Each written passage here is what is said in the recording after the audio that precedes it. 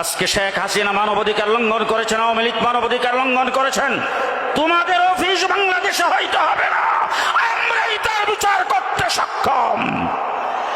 সুতরাং মানবাধিকারের জবাব আমরা দেব, তোমরাদের লেজ গোঠাও।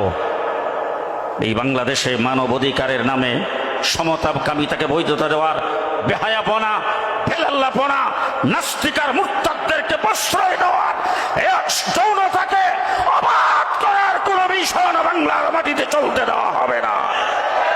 ডক্টর ইউনূস সাহেবকে বলছে, এই ধরনের পশ্চিমা এজেন্ডা বাস্তবায়ন করবে, নাস্তিকার মুরতাদদের প্রেতাত্মাদেরকে উপদেষ্টা রাখে আপনার রাজত্ব বাংলার মাটিতে চলবে না।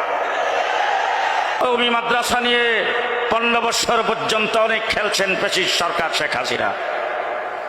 যৌথ বাহিনী কওমি মাদ্রাসায় চিরুনি অপারেশনের নামে তারা অনেক তল্লাশি করেছেন। বন্দুকের গুলি তো দূরের কথা, রাইফেলার অস্ত্র দূরের কথা, বন্দুকের গুলির খোসাও আবিষ্কার করতে পারে নাই। যার ফলে জালেম সরকার যারা কওমি মাদ্রাসার বিরুদ্ধে বলছিল, ব্যাঙ্গের সাথার মতো কওমি মাদ্রাসা গজায় উঠেছে।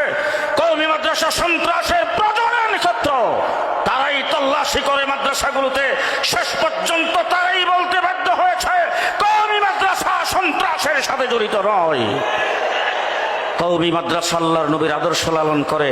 সেই কওমি মাদ্রাসা সম্পর্কে যেই ধরনের কটূক্তিপূর্ণ বক্তব্য আপনি রেখেছেন, আপনি শতকরা 92% মুসলমানের দেশের কোনো সরকারের উপদেষ্টা বা কোনো দায়িত্বে থাকতে পারেন না। মেহরবানি করে বিদায় হবেন। ডক্টর ইউনূস সাহেবকে বলবো অতি বিলম্বে তাকে বিদায় করেন।